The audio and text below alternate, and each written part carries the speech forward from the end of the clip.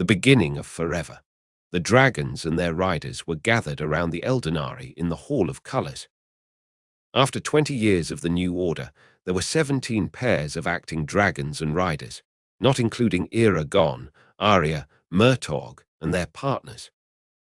Inside the room, only 9 pairs were present. The others were left behind protecting Alagezia. Master, what is the reason for meeting here? Golak, the first Urgal to become a rider in history, asked as Eragon knelt by Gleda's Eldenari. Filda, the first dwarf rider, poked his fellow on the ribs with more strength than needed and motioned him to be silent. The others simply observed their seniors picking on each other. Eragon turned to look at Saphira. She was already expanding her mind to engulf all the minds in hers. It was a powerful experience, and Eragon felt pride for being bonded with the strongest dragon alive. Saphira's mental capacity increased year by year. She was able to stretch her consciousness to reach a big portion of the Bear Mountains and the Haderach Desert, and the eastern boundaries of Du Weldenvarden were no stranger to her either. She couldn't hold the reach for too long, but it was still impressive. Saphira was dedicated and disciplined when training her mind, all so they could be better as a team. One day, her power would be enough to do what their elders did, scout the land from afar using only her consciousness. At the contact of her mind, the riders and the dragons flinched and looked at each other, feeling all the simultaneous connection with their peers, but with the Eldenari as well. There was a crowd inside their heads. Eragon emanated a reassuring thought toward the others because it was easy for them to lose themselves in that vast sea of voices. Watch carefully, my friends, Saphira started, for what we are about to show you could mean the first danger you will face as dragon and rider. Gleda conducted the experience from there. He put them all in the same frozen forest Eragon had seen in his mind years before. They stood still as a hooded knight rode his warhorse through the snow. It was dark, but they could see well, when the knight looked behind him at something that startled the horse. The animal sped up to create a distance from whatever was there to catch them. The horse gained an immense speed as it passed by the watchers. They all turned to see as it went deeper into the forest. A noise made their heads turn, and on the horse's trail, a luminosity followed. It was so bright that they had difficulty to keep their eyes open, but they did and saw that it was a person showered in light. It was a woman, Eragon recognized, and the light came from her palms. But the most surprising fact about it was that she was gliding, not walking or running. And she was fast.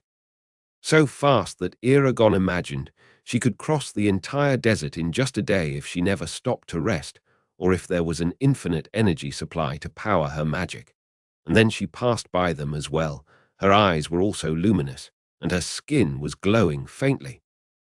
Eragon couldn't perceive her features, if she was young or old, to which kind she belonged, or the color of her eyes and hair. The only thing he knew was that she was evil, and dark magic was her dominium. The vision changed, and again they saw the night. He rode in the morning still at great speed, but the threat wasn't after him anymore. Neither the snow covered the ground. It must have passed at 10 days since the frightening encounter with the luminous entity, the time someone in a rush would need to leave the forest and arrive at the known part of Alagezia. Still, he rushed, and they saw as the gates of Sunon came in sight to receive the man. He lowered his head to remove the hood, and the guards let him pass, but before he was inside the city, one of them made him stop. He said, "We don't bring a good account of the recent events, Urian." The man frowned and readied his horse to rush inside at the guard's tellings. "What happened?" "Is it the Lord?" His voice was deep and sounded almost like a grunt. The guards glanced at each other before the first one confirmed with a nod and said, "His fever receded last night, and he even opened his eyes for a while, but this morning he was cold as ice gone." Urian let out a mournful hiss and kicked his horse to enter the city. Gleda brought them all to reality again. It was alarming to see all those faces with started eyes and gaping mouths. They were afraid. Eragon sighed and rose to his feet. So did Arya. She stared at him with concern, but he also saw 1,000 questions floating in her green eyes. And that last vision happened today, earlier this morning. You must vow to keep this matter among ourselves. Do it now, he commanded, and so they did what he asked. Now, as you could see, we finally put a face on the threat in the north. Or better said, a figure, since the face was unclear to see. Why only now? Amara, an elf that performed her duties in Term, asked with suspicion. Our elders have been relentlessly scouting the frozen north in search of more information about the dark spellcasters, but they've been hiding well for many years. We suspect they know we can watch them and only let us see what they want us to know. So, they know we saw that crazy woman. She wanted us to know about her. Why? Avelina was so puzzled that a deep wrinkle changed her feature. I don't know, Eragon said, and looked at Murtogh, who had a somber expression, squatting by Thorn's side. It's a trap, someone shouted from the back, and the chattering erupted in the hall. The riders' voices, combining with the mental intrusion of their dragons, formed a maddening rumble in Eragon's head. He flinched. Enough. Fernan's deep voice stopped all others. It's time to listen, not speak. Thank you, Fernan. Eragon threw him a grateful glance. I don't know what she wants, but it's clear she possesses a big power. She's most likely using speechless magic. I know that in your education, this type of magic was discouraged for being too dangerous. I don't regret not teaching you how to use it, but I believe now it's time for you, not the students, you to start training. It's good that a great part of the order is here, so we can work on a good schedule for practice. The others will have to come sometime in the next year. And you will rotate, so everyone gets the chance to be proficient in the use of speechless magic under the tutelage of the Eldenari. I must warn you, though, it's a dangerous practice. You could be killed or seriously hurt. So you will have to make a choice.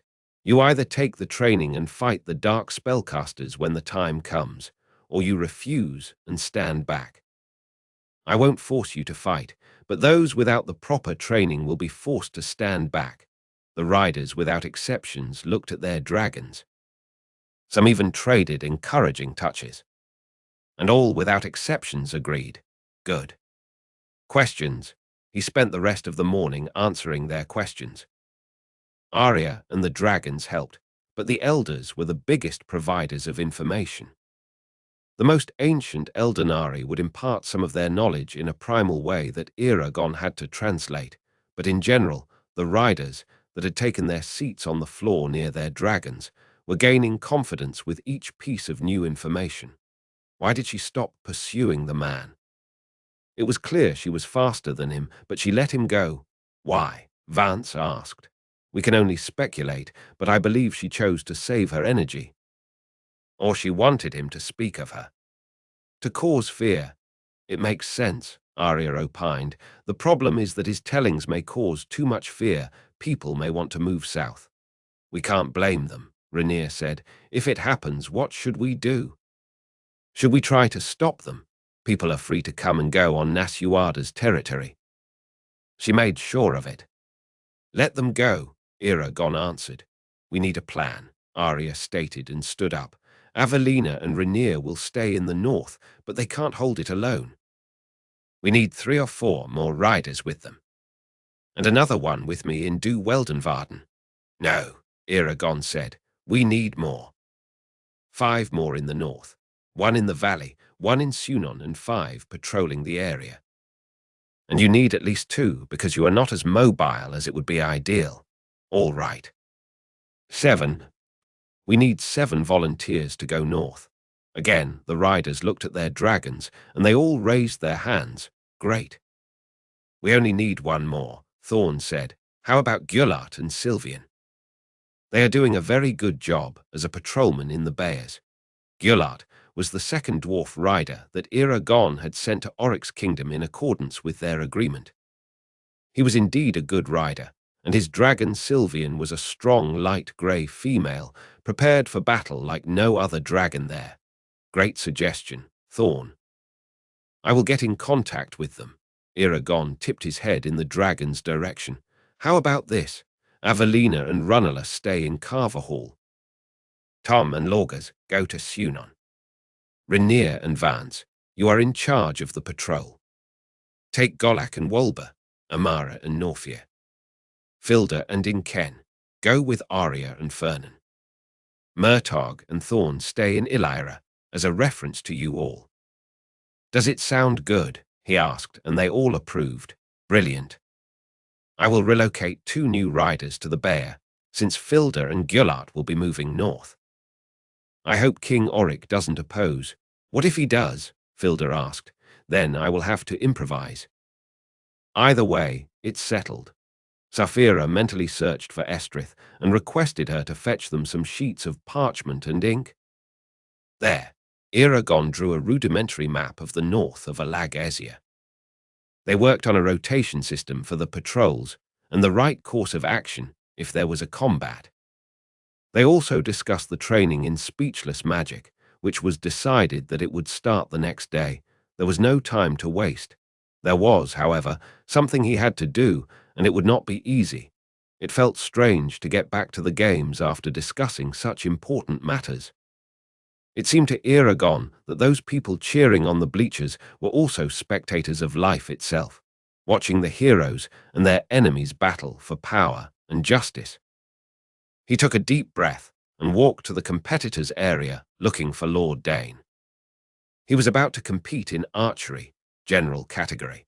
The bard called the archers, and Eragon finally saw Dane moving among the group of competitors. He decided not to tell him about his brother at the moment. It was more merciful of him to let the young man compete with a clear head.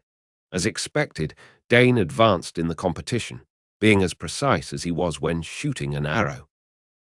It was time. Eragon hated that. Dane's eyes met with Eragon's from afar, and he knew immediately. Dropping his bow, Dane let out a deep breath and walked toward Eragon. No, he cried. I am so sorry, Dane, but your brother passed away.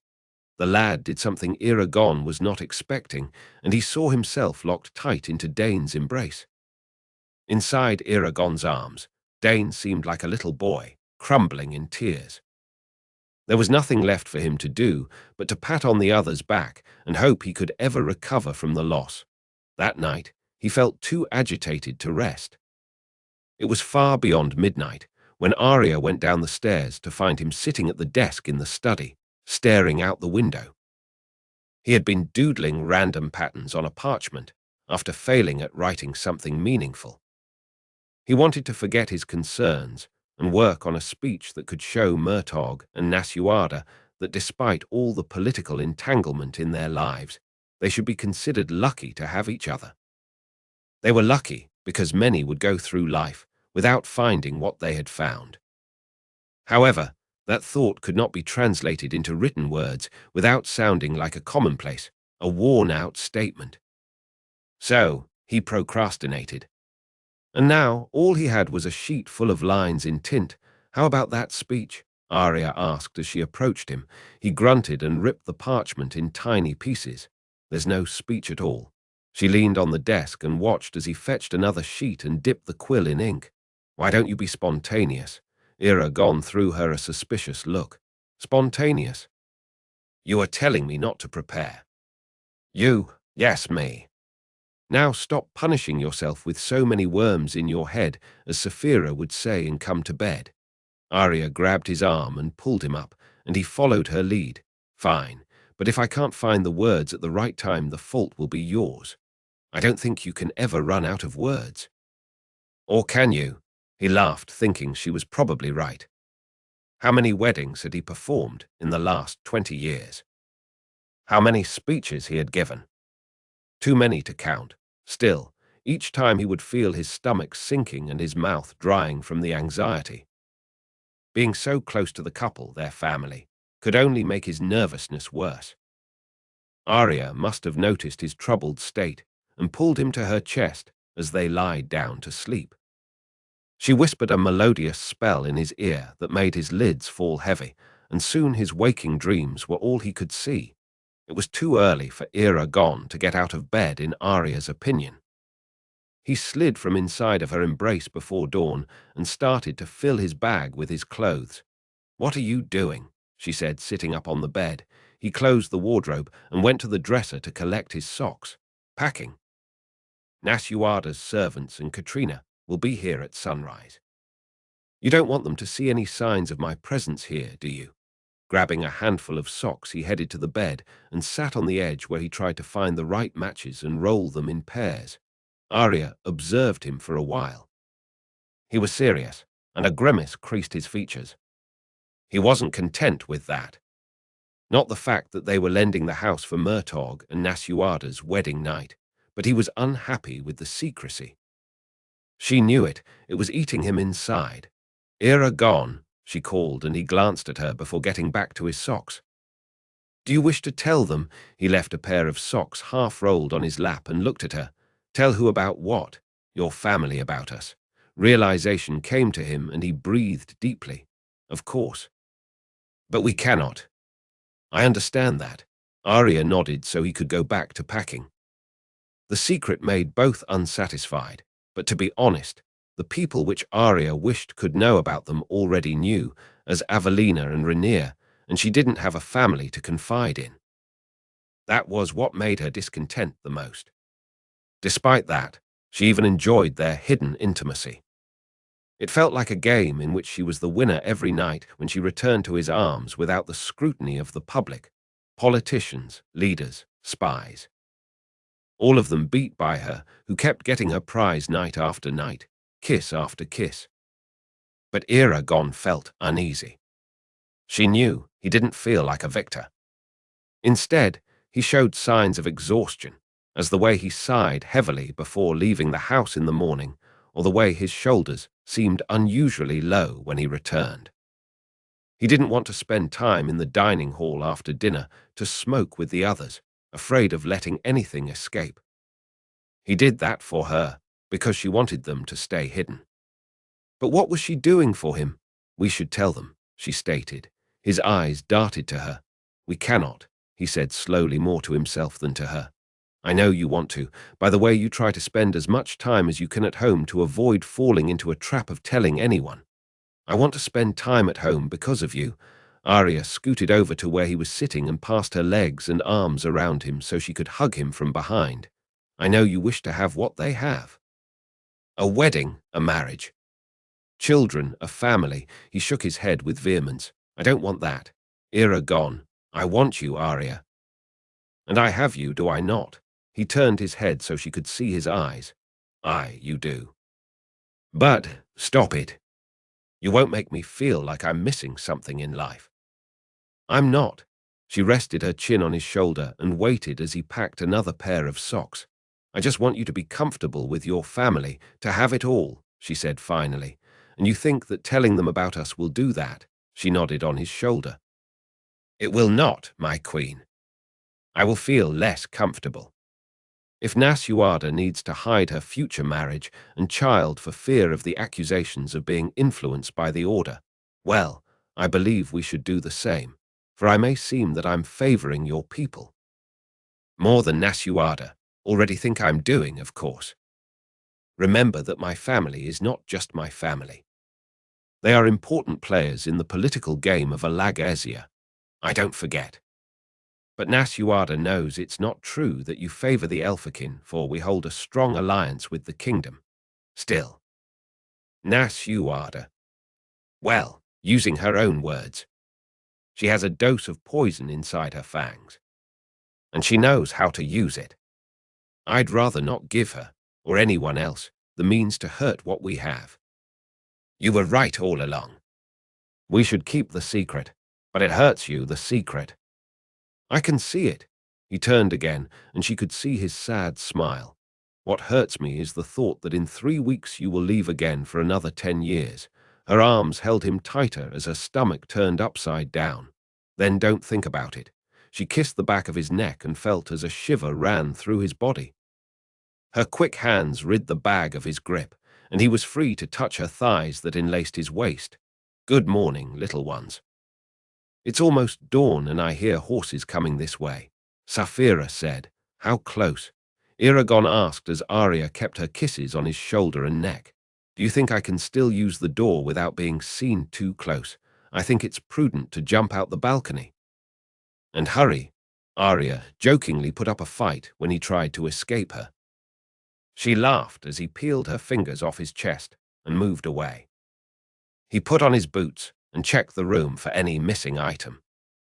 Sure that he had gotten it all, he leaned into her and gave her a last kiss before jumping out the balcony. Sapphira, she heard as he called for his dragon in anger and went out to see him mounting on her back. "You said they were close." Sapphira laughed. Her belly roared with mirth. "I thought it was going to be fun seeing you jumping out of the balcony in a hurry." And I was right. It was. Arya laughed with her as they took the skies. As painful as it was, she knew it was only for a day. Then they would have eternity together. The eternity of 3 weeks.